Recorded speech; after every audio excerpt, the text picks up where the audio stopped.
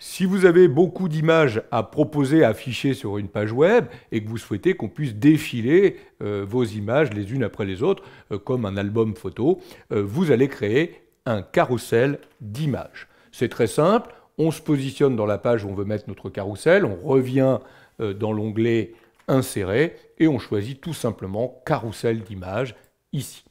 Il me propose d'intégrer les images qui feront partie de mon carrousel. Alors évidemment, au moins 2 images doivent faire partie du carrousel. Je peux, en cliquant sur le plus, importer une image à partir de mon ordinateur ou sélectionner une image, toujours pareil, à l'intérieur de mon espace Google. Donc moi, je vais récupérer quelques images ici que je vais sélectionner. Voilà. Donc je sélectionne toutes les images qui m'intéressent.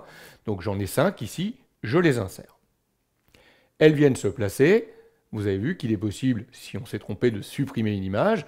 Il est possible également de venir ajouter une légende. On pourrait dire ici, par exemple, des vers.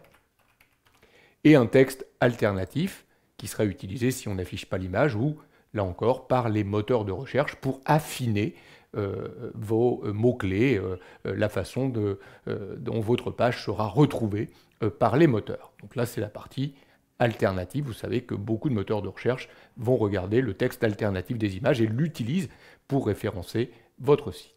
Très bien, j'insère. Mon carrousel vient d'être intégré. Si je passe en mode aperçu, vous voyez bien que j'ai la possibilité de passer d'une image à l'autre avec ces petites flèches. Je vois que je suis sur la 3e et qu'il y en a 5. La petite couleur ici est paramétrable par le thème que vous avez créé.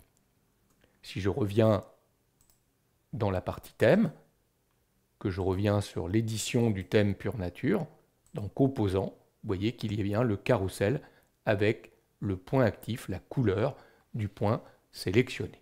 Donc voilà comment très simplement on peut modifier un carrousel d'images. On peut modifier la taille, on retrouve ici les paramètres du carrousel, le petit bouton ici qui permet de dire si on affiche les points, si on affiche ou pas la légende, si on démarre automatiquement le carrousel parce qu'on peut le rendre également automatique et on indique dans ces cas-là une vitesse plutôt lente, moyenne ou élevée de transition.